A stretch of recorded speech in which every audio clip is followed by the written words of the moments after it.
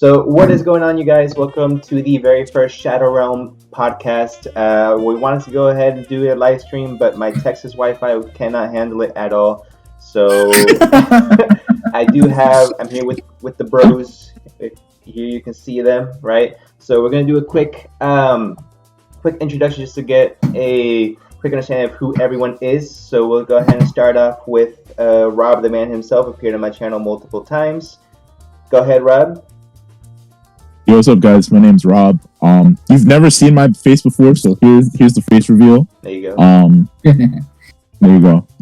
That's me. All right. So one thing I want to go ahead and point out is introduce yourself, and I guess we'll go ahead and say what is your favorite deck of all time.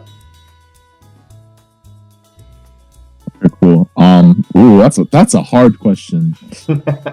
Favorite that I've played, or that that you? I guess favorite deck in general. Just favorite deck in general. Oh, that's Masked Hero, 2015 Masked Hero. Yeah, that's the deck I first started with. First deck I started with. I read that thing till it died, till Lynx came out, and then I was just like, yeah, it's time to put the boys away. So yeah, I read that for 2 years. I was like, yeah, I like Lynx came out. I could only have one Dark Wall. I was like, yeah. No, not for me, no more. You may want to try it out now, though. I might. I have to see. There's a version I want to try, but that needs Dogma cards, and that's expensive. Yeah, fuck that. All right, then we're gonna go ahead and take it out to my man Ford up here, by far the most famous out of all of us. I guess. What's up, everybody? Name's John Ford, Yugi Ford, whatever you want to call me. Thanks for watching the very first episode of this podcast. There you go. And favorite deck of all time? Fluffles. Everybody knows this about me. I have a nickname at my locals called Ford Fusion, and I've stuck with that name ever since. Ford Fusion for life. Yep. Even outside of the locals, Ford Fusion. Exactly. I drive Ford cars. I have a Ford hat in my room somewhere. You gotta represent. You wear the polymerization shirt? Wish. It's the only thing I don't have. That's the next step. We gotta get you on that. It's a fact. All right, and go ahead and kick it off, my man Godfrey. Hey guys, my name is Godfrey. And my favorite deck is Trickstars, probably. All right. Wrong answer. Really? That's the wrong answer. I think it's truly my favorite. Every single format, I kind of enjoy it. I didn't expect that. Construct's crying, Godfrey. Zoo or what's it called? The Dragon. Nah, I really like Trickstars. Like every single Worlds format, I'm like, yeah, Trickstars. I swear I thought he was gonna say Shaddolls. I will put money on I was Shaddolls. gonna say. All right, and of course, Shaddolls is like my second favorite. Shaddolls' second favorite? Yeah, Shaddolls is second favorite. Like comes really close, but I love Trickstars. Just easiest deck I ever learned. That's true. Very easy. Summon Candina, pass. Candina? Add Licorice? Right? Licorice, burn. Everybody forget activate Droll, use reincarnation. I forget about that. I did that to Sebastian the other day. Like the first time I played Sebastian, I was like, what do I do Sebastian? Oh, Trickstar, cool. I'm building a Trickstar deck. Went. Activate Candina, add reincarnation, set one pass. He goes, Extravagance? I was like, sure. Draw two, Resolution, Reincarnation, change roll. Oh my god. It's an FTK, dude. It is. And I've been trying to make it a pure variant, but it's just been a little difficult. I might throw it in with like some crazy shit. I know it works really well with Shaddol. Okay. Mm-hmm. It's the nuts with Shaddol. Like I want to make a pure variant, but it's just very hard. There's this guy at my locals actually right now. He plays Numeron Trickstar. I think it's dope. To be honest, like yeah, Zex was really good. I want to learn how to play that, but yeah. Of course, favorite deck, favorite card of all time. It needs more support. Moki. It needs far more support than just this trash. So what the hell is that? What? It's the spell card that makes it like 3,000 attack. Oh, that's broken. Rob's trying to read the effect through the sword. It was off center too. Like it was literally just like that. I'm reading like half an effect. I was just like, oh, okay. This basically a fairy gets destroyed and Moki gain is up to 3,000 attack. But oh, you could play in Trick Stars. They're all fairies. There you go. We found a way. We found a way, boys. Don't fuck with me. I'm gonna do it right now. I'll find a way. But I was cancels the recording. Cancels recording. All right, we'll do this another time, guys. I got work to do. You can always play Moki with Law the normal. All normal monsters gain like 2,000 attack, and you activate triangle power, destroy the whole board, attack for game. That's a deck. I've been trying to play and that then he gets also matched. With Phantasm. That's the normal. Phantasm Spiral. Phantasm Spiral. Exactly. Like that's really good support. But I want to go ahead and get started, guys. I want to go ahead and talk about first, of course, all things Yu-Gi-Oh. But first things first, we gotta go ahead and talk about the LCS that just took place, right? Now, what I think is very exciting about the LCS results is that a deck that no one really thought was gonna do shit actually came into fruition and actually took the majority of the spots in the top 36, right? Or the top slots, which was the virtual worlds, right? So after seeing all the diversity and everything, what I also like is just how diverse this meta is and how many viable strategies there are. I mean, there was about like 8 decks that you could say are, you know, tier 1 to 2 and are both all very, very viable, I think. I just want to get, I guess, y'all's opinion on what deck you think might be superior to the others, seeing the representation. Anyone want to start? Go ahead. I mean, I'll let you guys. You got something for it? I just like it when I play Yu-Gi-Oh! Is when a deck nobody thinks can do anything, right? And suddenly, out of the blue, win something, or like a lot of people are playing it, and it really shows that there is still some room for creativity in Yu-Gi-Oh! There's still something there when people say it doesn't exist anymore. Right. The creativity. I think with virtual world, yeah. I think the problem with this format is that like everyone's playing everything and everything's happening so fast that people are getting really tired of everything really quickly. So when a new set comes out, they want to try different things. So I think virtual world is really good because it does 2 things. It makes VFD and it pops cards. So and VFD is an insane card no matter what deck you're playing against. So unless you're playing against like a stun deck, VFD is insane, and then the traps are really good. And the trap lets you play around cards that out VFD. Like if they go like you activate VFD and they chain droplet, you just chain the trap, pop it. So and so you plays around the usual outs of VFD, and then what was the other thing? And then since people don't know what the cards do, they're more likely to do well because they don't know what to hand trap correctly or to like hit. It's like you activate like a spell, one of the spells, and you're like, oh, I'll let that resolve. What's the worst that can happen? It just turns into the full board. I think it's just like very. I think a lot of people too want to try different stuff because like people are getting bored of like Dragon Link and Infernoble and like Dogmatica variants. You have that surprise factor, you know what I'm saying? Yeah. Right. And that's something that I want to go ahead and get to in a little bit is, I guess, is virtual world. And you guys think it's more like is really this viable a deck, or if it's just a one-hit wonder because no one really understood how to play? Because something that I think that makes virtual world that strong or stronger is that everything activates in the hand. So there's nothing you can negate on board, which makes cards like Imperm less viable, makes cards like Effect Veiler less viable.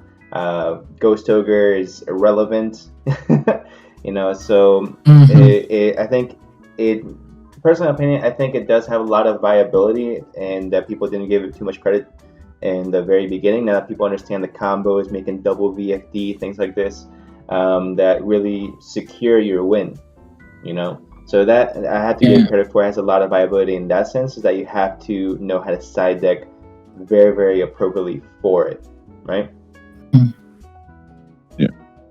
Yeah, I think that's the other thing too. Like a lot of people's side decks are more tailored towards Dragon Link, Dino, and Infernoble. So when you're playing Virtual World, everyone's just like, I don't know, have anything for this deck, and like that's why I think like, well, I forgot what it was for the top, but I know it was like half of it or a little under half of it. Like 7 was Virtual World, and like that it converted. I think it was like I think it was like 7 Virtual World, 2 Infernoble, Dino, Shaddoll, and like random stuff.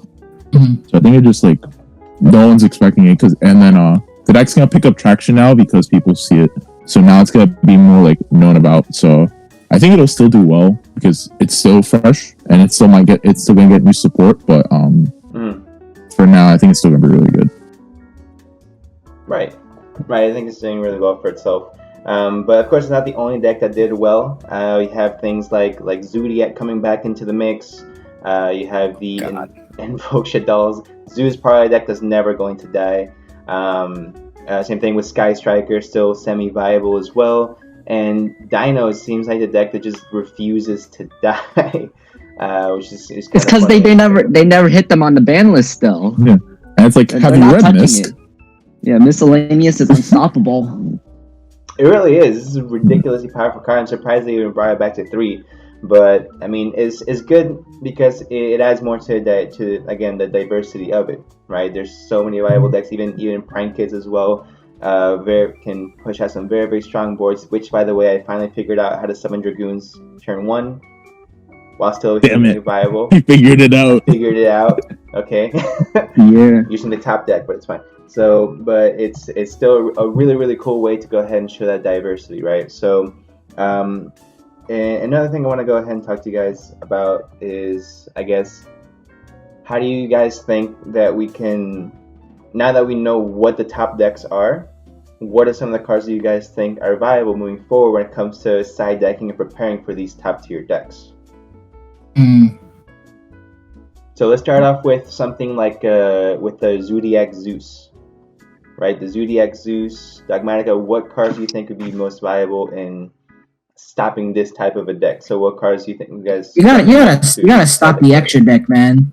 You gotta play cards that go after the extra deck, man. Like, I don't know, man. I feel like any deck that can, someone like a VFD, for example, you need to stop that shit from coming out. I don't know if Winter Cherries is a card you can use again.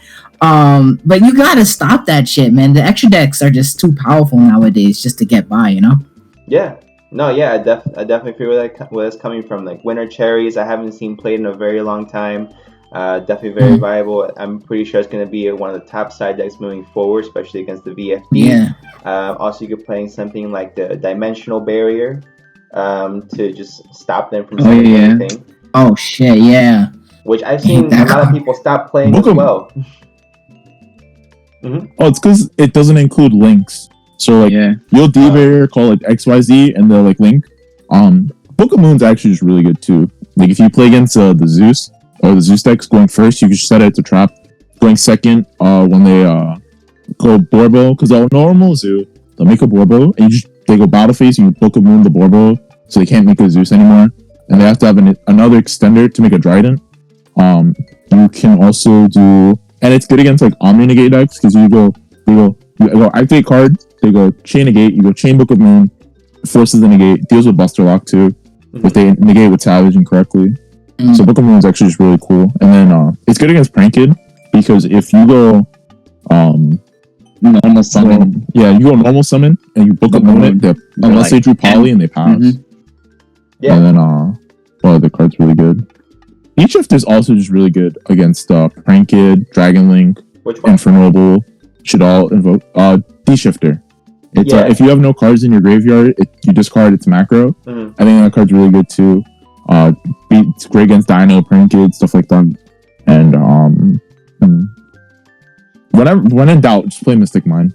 Oh yeah, basically Mystic Mine just shuts all these decks down. What do you call it? Especially if you're playing Prank Kid. Yeah, I don't like that card. I think I feel like it's an emptiness. It's like you have to draw. It puts you on. You better draw the out. If you don't draw the out, I kind of just win the game. And but I feel like only certain decks can support it. Like if you're playing a field spell, like you're playing like Invoke Dogmatica, I'd play 1 mine. If I'm playing Prank Kid, I'm playing Prank Kids right now. I'm playing 2 mine because I search with Terraforming if I don't need another place, or if I don't need a fusion spell. I'm just like, oh, Terraforming. Oh, I get mine. Gives me a turn. Gives me a couple turns to like try to get my hand before I'm in a tournament setting. And if I've already burned you, I can either force a deck out or I can be like, I gain 9. I am at 9,000. we're at 75. I'm not gonna commit a card, so it's like an alternate. It's not the best win condition, but it's an alternate win condition that you have. To kind of just like let them struggle, and you just kind of wait and sit it out. Yeah, and then look. Oh my god.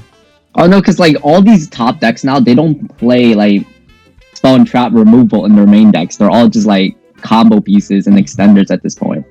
So playing Mystic Mind's not bad in my opinion.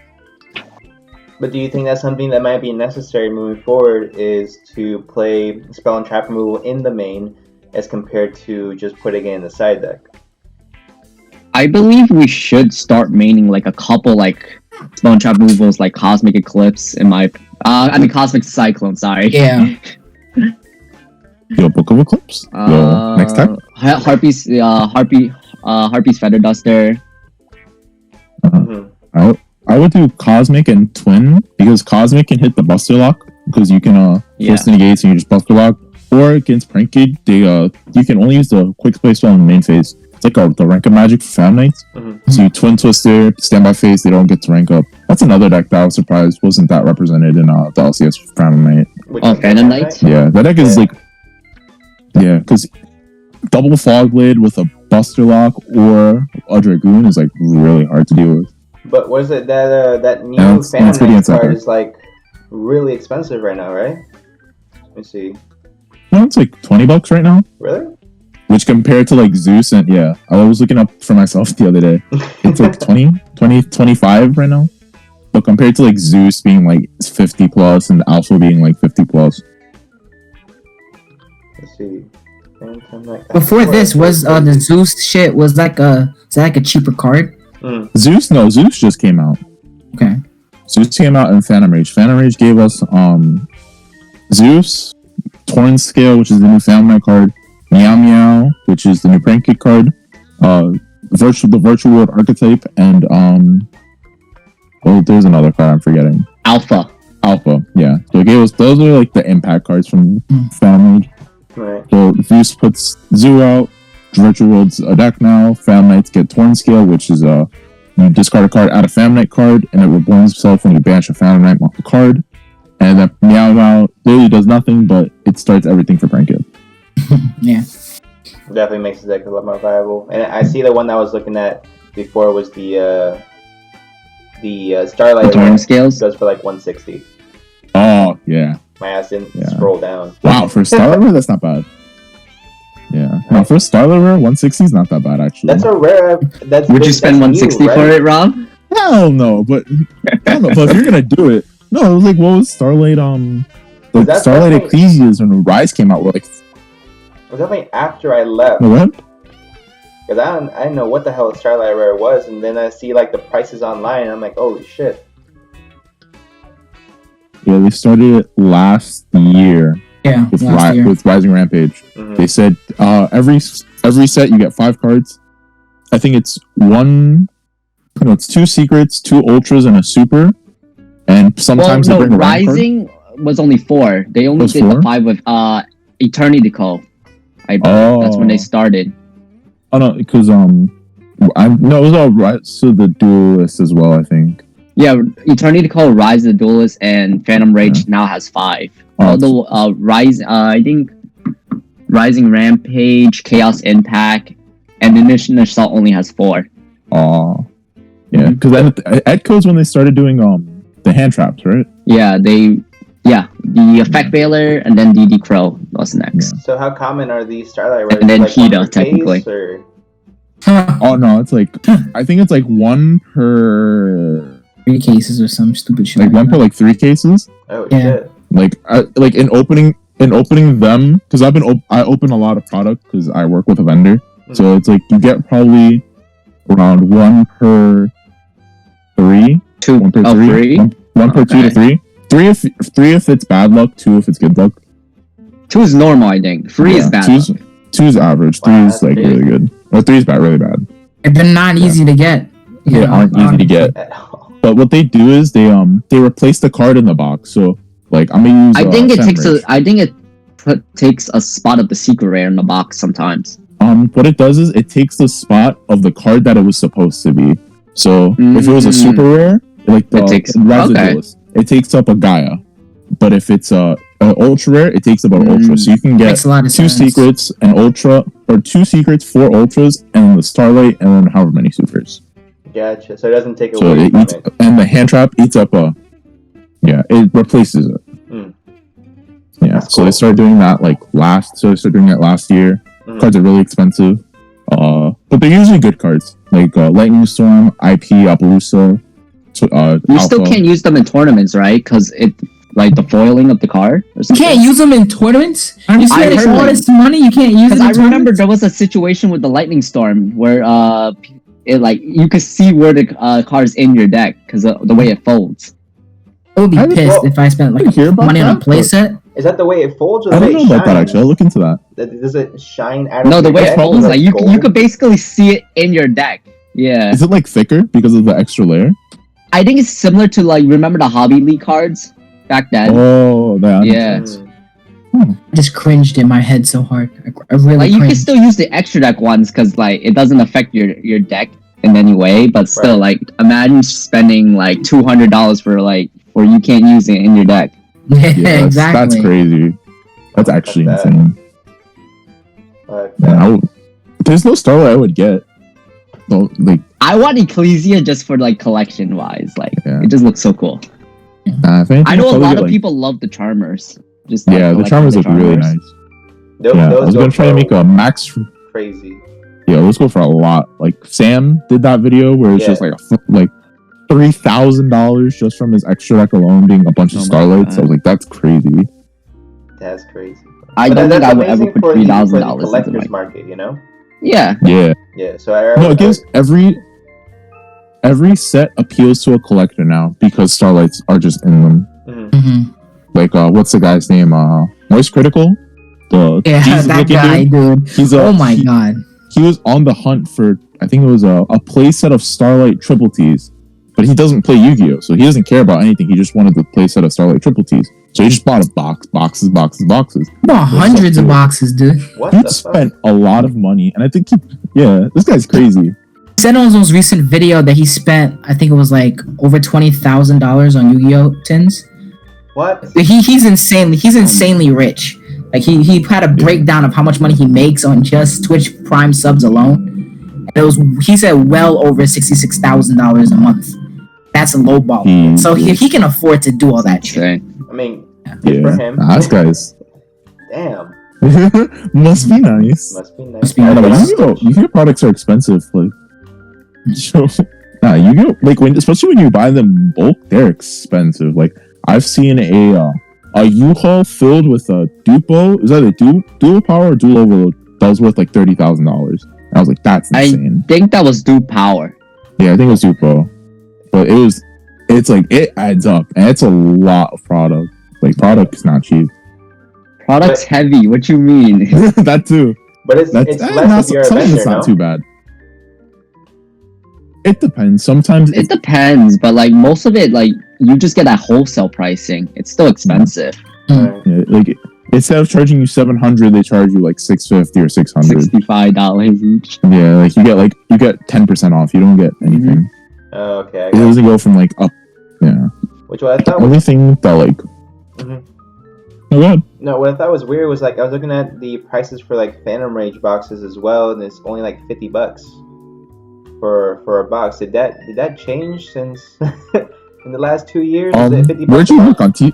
Maybe that's Texas pricing, but Yeah, I want over to here say it's- that. Like that's Texas like, pricing right there. I think the boxes for Phantom Rage in New York still is like $70. No, check. Was it on? Let me see. I got you. Maybe someone buying it secondhand. Oh wow, yeah, you're right. TCG player, Yeah. $52 for a box. 55. Really? because there's just a lot of them out there. Maybe because I guess no, because it's most of these vendors now know it's not worth opening. They rather just sell the product seal at this point that makes sense. because Yeah. the set value is so low for them to like crack the boxes. But that's crazy. Like so Like- many good archetypes were like boosted from this set. You know, I would think it would, you know, boost the pricing as well. No. Yo, Sebastian, don't give Konami Well- ideas, bro. Make just- more If you expensive. take a look at the I'm set just saying. overall, there's only like 2 valuable secrets.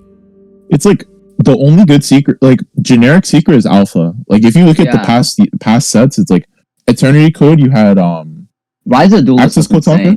Yeah, Rise was really good, but for Eternity Code, you had like Access Code Talker, Ghost Mourner. Like those are generic cards. So like, okay, that's sell flat. And that was one, and that had Link Cross as well as an ultra rare. Then you Rise, you had Dogmatica cards, Nadir, for Forbidden, Droplet, Triple T. Those are, well, besides Nadir, 2 of them are just generic cards you can throw in any deck. Nadir is one of the best cards in Dogmatica decks. Then you have all the Starlights you have to play free of too. Yeah, so like that's a high demand set. But it's like if you're not playing Fan Night, or if you're not playing Fan Night, you're not really looking for Torn Scale. Zeus is a generic card. Same thing with Alpha. And you only need like 1 to 2 Zeus. You don't need like 3 of it. And you only need 1 to 2. Yeah. And only one deck can get. Also, Rise of the Duelist, Ice Dragon Prism was in it too. Oh, I forgot. That's good card. Durandal for the Noble Knights. Yeah. Noble Knights. Shaddoll Schism. I still need. Rise is a really good set. Was it? You're only playing 1 Meow Meow and no Schism. Wait, he's still playing Shaddoll and no Schisms? Oh my god. I'm trying to win, bro. I still win. Texas. Jesus Christ. I still win. It don't matter. Bro, no one has Rob, this. you could probably win with your ABC deck there. And he said you could win with ABC, bro. I'm gonna 5 formats behind. I'm gonna go down there with Satellar Knight. Right? I'm gonna go down there with Satellar Knight, and I'm gonna go. They're like, what did these cards do? Oh, what does Modern Pantheism do? Oh my god, you can go. Yo, I'm down. Yo, hold up. Yo, gotta get that Vanity Fiend Turbo going. Yo, Vanity Fiend Turbo. They will lose their minds, bro. Yo, Vanity Fiend Turbo right now. Yo, let's go. We out. That's Texas. Are those commons? Yo, Ultimate. Yo, Godfrey. Yo, I'm about to read through the phone and smack Godfrey. These are some Ultimate German Vanity Fiend. If they're common, Rob, I wouldn't judge you. You know me, bro. But half the archetype isn't common. I'm not mine. Yeah. Which something I thought was really, really cool also was that we can actually start with all right, so we can move on to great segue. The rulings that came out, right? The new rulings. Perfect segue. Yeah. So now we can start using the app, the Neuron app, developed by Konami. And what's awesome about the app is that we can actually start using the app as translation for foreign cards, right? So we can actually start playing an all French deck, our German cards, and it's perfectly okay, which I think is amazing. I think it's like you don't have to buy cards like twice. Yeah, I don't have to own and carry the translations with me now when I go to events. Yeah. Don't you still have to bring both? I thought you had to bring both still. No, you can use the. No, they changed it. Neuron app. Okay, I love the app. By the way, do you have the app downloaded? Yeah, I have it on my phone. I love it, dude. I really do like it. Yeah. Right. What I don't like about the rulings though is like, and Simo mentioned this as well in his channel, is like when it comes to the life point counter, how you have to, if you're using Neuron, that's fine, but you also have to keep like a pen and paper just to also keep it down that way. Doesn't make sense. Why? It's like it's more so just to like make sure, like even though Neuron has the log, like they still like it when you can just go like, it's easier to look at the paper and it saves more time to just look at. They want to see like a paper trail basically of like what was like subtracted every single time you guys took life points, just to see like plays. I hear you guys on it. I hear you, but it doesn't make any sense to me because if you're telling me I can use the app, then why are you still making me use the paper? Why not just not use the app? Anyways, you see what I'm saying? Right. If the app is used for translation, then it's the same thing. I just don't want to go to an event and carry like 40 different items before I'm like playing Yu-Gi-Oh! Basically. It's like, let me set my pen and paper, my deck, my calculator. It's just, let me just start. Being able to go to events and have like as little as possible is really good. Like your deck, your mat, calculator, paper, pen. Yeah. If you don't carry a calculator, that's great. Just Right. have But your that's phone true. on, But they also want you everyone to has a put phone. manual counters on your card. So it's like, what do they want from us? Oh yeah. Right. That's stupid. Not. You know what I'm saying? That ruling is stupid. That's ridiculous. Yeah, I don't like that one. That was the one thing I didn't like because I was talking to Jack about that, Mhm. and he was just like, "That it's so stupid because freaking Jackal King by accident gets like 30 counters. Well, I'm gonna have 30 dice on my Jackal King now. Like, what the hell am I supposed to do with that now?" Nah, they want you to stack 30 coins on top of that card. No, it's like playing Jenga. That much change. You know, No, that's we what, just that's the start problem with doing Jenga. Konami. It's like, what do they want? Do you want us to be convenient? Oh, you can have your sleeves back, you know, but you have to bring 1 trillion counters with you. Or you can use the app, but you still Right. gotta have paper. It's like, what And in do you paper. want? So I think it's only gonna really be an issue once these counter decks actually become viable. Because right now, they're Yeah, not- once people start playing Endymion again.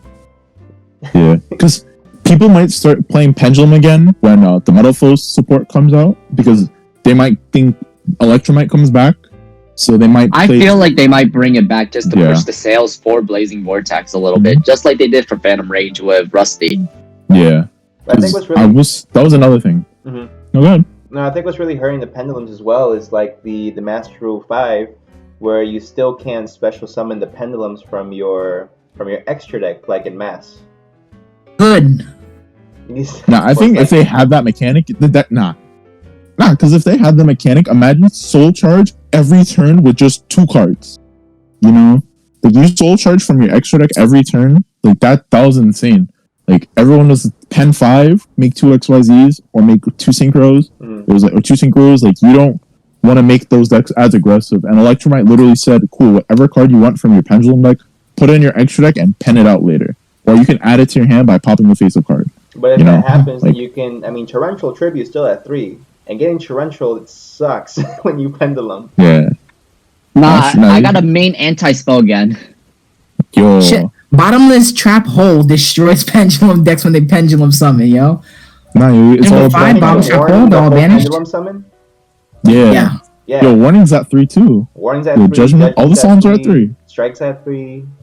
Like, Yeah. if they want I to think do it, that's The fine. problem, Hmm? yeah, I think the problem is trap. Like, as a person that likes to play control decks, trap cards suck going second if they're not spelled by like Yeah. evenly imperm. Evenly imperm reboot. Like, those are trap cards, but they're also spell cards in a Right. sense where you can just use them They're hand proactively. traps. I got They're it. Yeah. hand traps. Yeah. So it's like the problem is like the strike is really good when you go first, but it's also not a combo piece and it's not searchable. In most cases, it's not searchable. So it's like if you build your deck, you're like, okay, I want to go first. But then okay, I have the strike when I go first. When you go second, like losing the dice roll, you're just like this strike isn't going to do anything. So like that's part of the problem. Like you have to use it turn like 3, but by turn 3 they can just kill you. But like, so does Paleo, and Paleo was a very strong deck back in the day as well. But if it goes second, you just sit there with all your traps, smiling like an idiot, and you're just like, yeah, all right. Set. Well, And you shake his blood. And there's like a lot of good things to play against, you know, back row control decks in general. Giant Trunade, what's that Trunade card? Oh, Hey, hey, Trune. Trune. Hey Trunade, evenly matched, Twin Twister, which is Dust so Tornado. easy to get nowadays.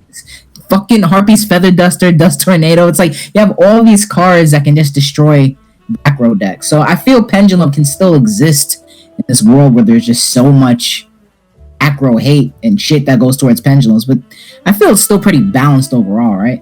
I play back. I feel like with how it is now, where because think about it like this: you can't pen 5, but you can still like go like make a vortex, cross sheep, summon absolute summon a vortex to the cross sheep, summon, do a bunch of link plays. Like they have Celine, which is great in Endymion. They have Needle Fiber. They have they have all the Endymion cards. Like with Electromite, I think that deck just gets super insane if they get it back. And plus the meta flows, yeah, it'll probably come back to 1. Drift Gaming will like have a heart attack. He'll play it until it He's gets banned gonna again. well, and then he's gonna start carrying spell counters with him. Yo, he's got Endymion spell. Oh no, not Endymion. Electromite spell counters. Yo, that actually sounds mad nice. I bet people are gonna start showing up He's like the Monopoly man with a bag full of like coins. Dice, yeah. There was a guy at our locals before it closed down that did that because he played Pokemon So in Pokemon, you need a crap ton of dice to keep track of like the HP of your Pokemon. So like he would have a little like dice, like a bag of dice like this big, just filled because Pokemon needs that many dice. So we're gonna start looking like we're playing Pokemon now. Imagine playing Pokemon, but you actually physically have to put the counters down, like the 10 counter. There's gonna be more dice on my card than not like dice, it's just you can like, see the card. Yeah, Mhm. you can see a whole bunch of pennies on one card. Yeah. I like that you can take note. I don't like how like certain things they put that you can't use counters like reckless greed or multi-roll. Like, Yeah, you just have to manually remember it and then hope your opponent doesn't also shout you forget about it too. Yeah.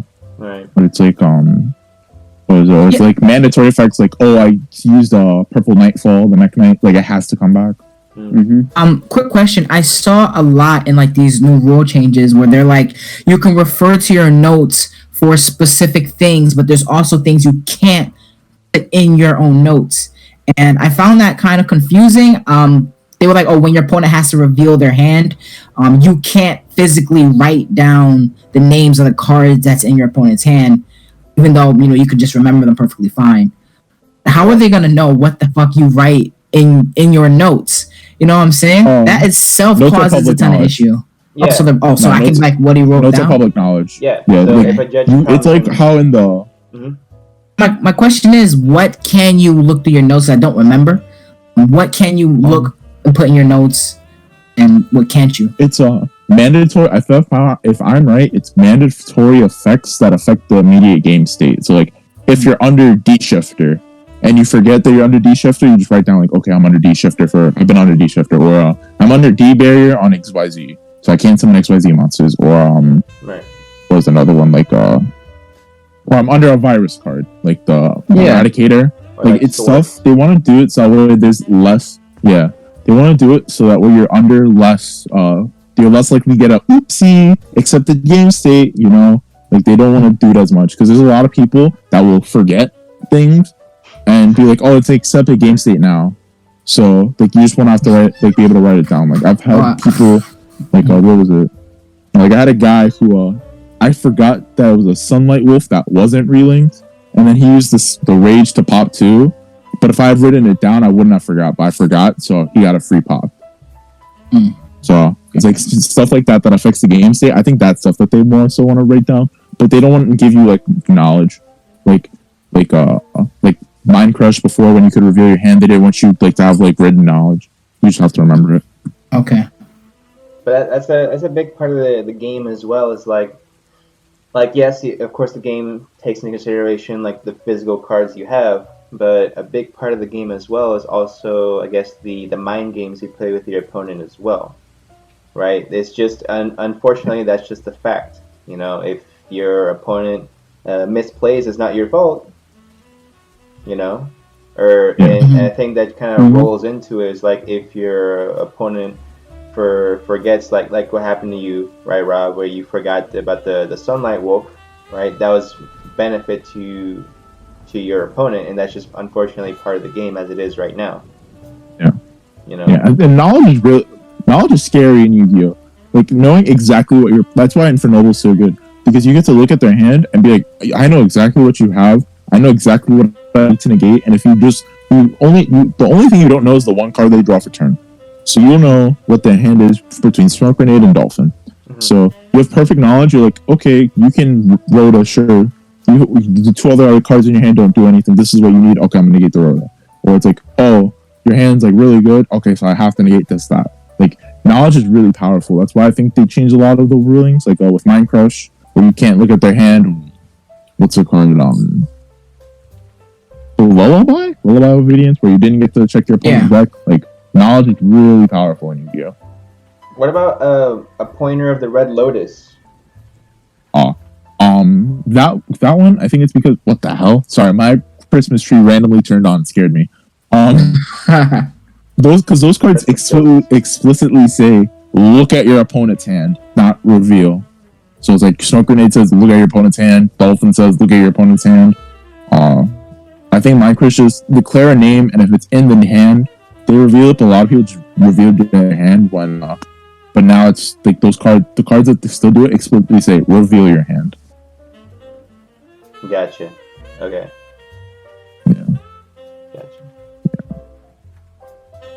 And then what I just linked. I'm not sure if you can see it. I linked in the chat exactly what you remind me of when you kept talking about knowledge. Wait, what? I put a link in the chat.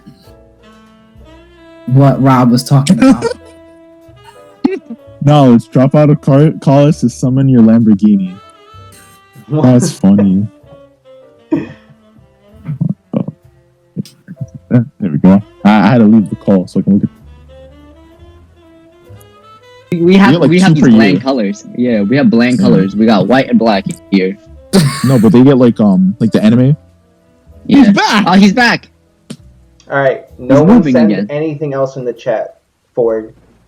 Okay. A link destroyed your whole internet? What? Boy! Gone. That's funny.